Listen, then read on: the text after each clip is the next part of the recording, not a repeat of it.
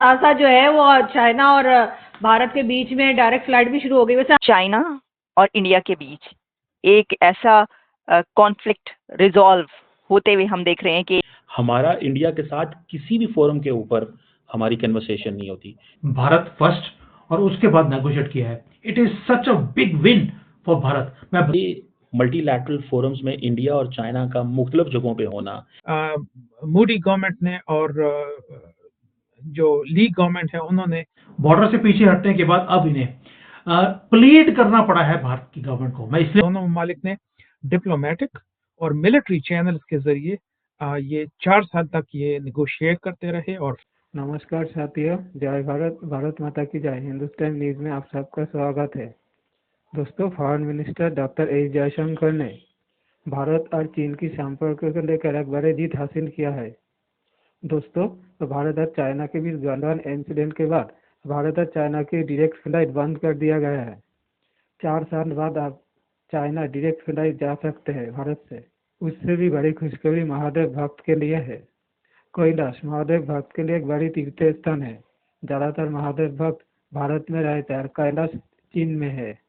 4 साल से महादेव भक्त कैलाश भारत से सीधा नहीं जा सकते थे। अब वो इंतजार खत्म हुआ। अब भारत से सीधा कैलाश पर्वत महादेव भक्त जा सकते हैं। फॉरेन मिनिस्टर एस जयशंकर की कूटनीति के सामने चीन हार मान के महादेव भक्त अब बड़ी मात्रा में कैलाश जा सकते हैं। ऐसी चुक्ति चीन और भारत के बीच हो चुका है। ऐसा जो है वो चाइना और भारत के बीच में डायरेक्ट फ्लाइट भी शुरू हो गई वैसे। हमारी और बांग्लादेश की भी शुरू हो गई, ये भी बता दें हम, मतलब हम भी पीछे नहीं है। हमें मालूम है जो हो जिहादी होते हैं वो जिहादियों के लिए ही फ्लाइट खोलते हैं, इंसान इंसानों के लिए खोलते हैं। तो चाइना ने भारत के लिए खोल दी है। खोली।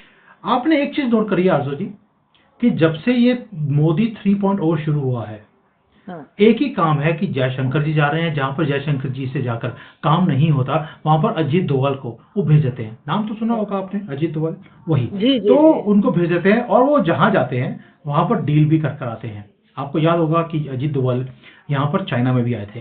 चाइना वाले सीधे नहीं हो रहे थे, यहाँ पर आए। उसके बाद 2 दिन के बाद चाइना ने अनाउंस कर दिया कि हम बॉर्डर से पीछे हट रहे हैं। तो ये तो हालत है हमारी टीम की। मोदी जी को जाने की जरूरत ही नहीं पड़ती। अभी तो अमेरिका कभी में हमारे यहाँ भी आए ना सर, कभी हमारे यहाँ भी आए ना डील करने, हम चाय वाय भी पिलाएंगे, ऐसी क्या बात है। हमने जयशंकर जी को भेजा था तो वहां पे आए थे, वो करने के लिए बातचीत करने गए थे। तो जब देखा कि यह फटे हाल है इनके, इनसे तो इनके पास तो सुई धागा भी नहीं है कपड़े सिलने का, वो कहते हैं बात करने का फायदा नहीं है, भिखारियों से क्या बात। मैं तो लोग यहाँ पर भारत में जाने के लिए मेरी फ्लाइट का टाइम है वो 5 घंटे का होता है। लेकिन क्योंकि डायरेक्ट फ्लाइट नहीं थी, पिछले 5 साल से ये फ्लाइट नहीं चल रही और हमें 12-13 घंटे घुमा फिरा के पूरी दुनिया का चक्कर लगवाकर मुझे यहाँ पर भारत में आना पड़ता है। लेकिन सर तो ये अब चमत्कार डायरेक्ट हुआ फ्लाइट कैसे? लेकिन सर ये अचानक से चमत्कार हो कैसे गया? सॉरी आपकी बात काट रही हूँ। देखिए, मैं पहले बोला आपको, डोभाल जी आके गए थे यहाँ पर और अक्टूबर में या नवंबर में आए थे यहाँ पर। और वो 2-3 दिन यहाँ पर, वैसे उनके 2-3 घंटे बड़े भारी होते हैं, कईयों के तो 7 साल लगा दिए। कितना भारी है अब देख ही रहे हैं। और अभी चाइना में 3 दिन लगा के गए। बात एक ही करी, बॉर्डर से पीछे हट जाइए, जो आपको चाहिए हम करने को तैयार हैं।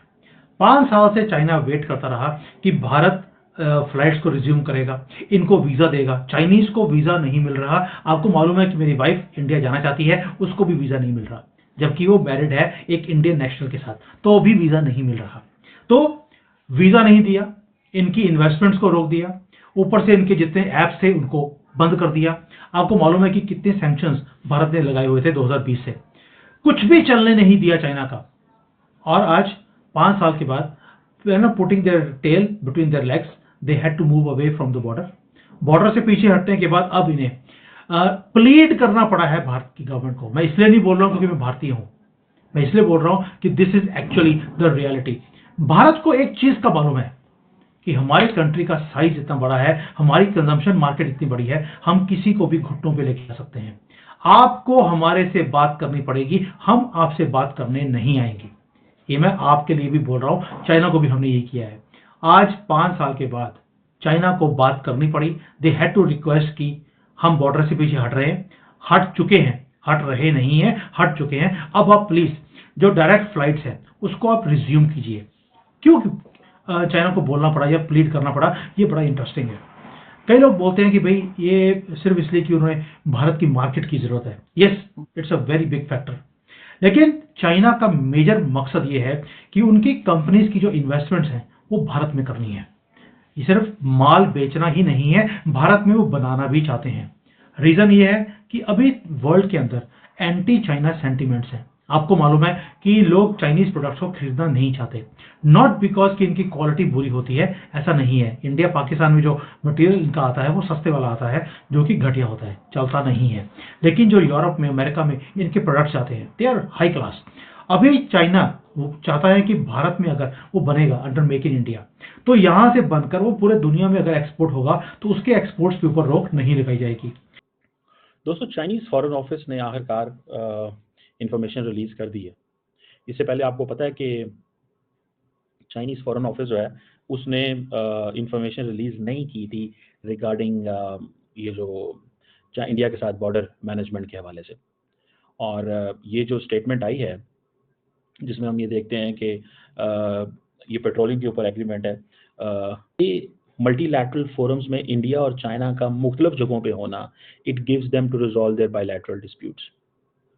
हमारा इंडिया के साथ किसी भी फोरम के ऊपर हमारी कन्वर्सेशन नहीं होती। यूएन में एक यूएन नहीं है, वहाँ पे इतना बड़ा यूएन है, वो कब यूएन में एंटर होते हैं पाकिस्तानी, कब निकलते हैं, कब क्या होता है, कुछ पता नहीं चलता। पाकिस्तानी वज़ीर आज़म इसी चीज़ में खुश रहते हैं कि जनाब वो मैं जो हूँ ना, मैंने ये बहुत ज़बरदस्त कमाल काम किया कि जब उसका क्या नाम है, जब इजराइल के प्राइम मिनिस्टर जो है वो आए तो मैंने उनसे हाथ नहीं मिलाया, ये मेरी बड़ी बहादुरी है, ये उन्होंने कहा। हालांकि ये आपने पहले कौन सा उससे हाथ मिलाना था, ये को बताने की क्या बात है। बहरहाल अब इंडिया के साथ जो मैं बात कर रहा था, इंडिया और चाइना इतने ज़्यादा बायलैटरल फोरम्स में मिलते हैं कि उनको मुलाकात उनकी होती है। अब सुनने में आया कि डिसएंगेजमेंट हुई है। कई लोगों का कहना है कि 2020 की सिचुएशन से पीछे चले गए हैं। अगर चाइना और इंडिया के मसले सॉल्व हो जाते हैं, ठीक है, तो क्या चीज़ है, ज़ाहिर बात है अमेरिकन की परेशानी तो होगी।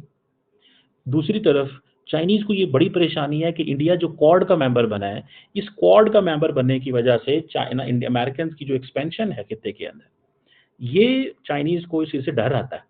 डर ये नहीं है कि चाइनीज़ लड़ नहीं सकते, डर ये है कि किसी तरीके से रोका जाए उन ममालिक को, या उनको कन्विंस किया जाए, उनको इंगेज किया जाए कि भैया ऐसी कोई बात नहीं, हम आपके साथ जो है हम कोई प्रॉब्लम क्रिएट करने नहीं जा रहे।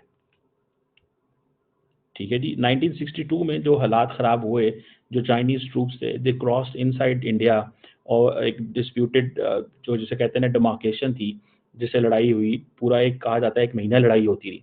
चाइना ने तब एक्साई चीन का इलाका रख लिया। ठीक है जी। ये एक बेसिकली एक स्ट्रेटेजिक कॉरिडोर है कहा जाता है, जो कि तिब्बत को वेस्टर्न चाइना से लिंक करता है। अब चाइना और इंडिया की जो क्लोज कम्युनिकेशन है, is a message for the Americans from the Indian side that we need your support on bilateral things. Multilaterally हम आपके साथ चाइना के अगेंस्ट नहीं जाएंगे, लेकिन चाइना को ये बताया कि हम मालाबार एक्सरसाइजेस भी करते हैं, हम तुम्हारी इंडो पैसिफिक में राजना को नहीं मानते। जैसे पाकिस्तान इंडिया के बारे में कहता है ना कि हम इंडिया को खित्ते का पुलिसमैन या चौधरी नहीं बनने देंगे, इसी तरह इंडिया चाइना को कहता है कि हम इस खित्ते में तुम्हें चौधरी नहीं बनने देंगे।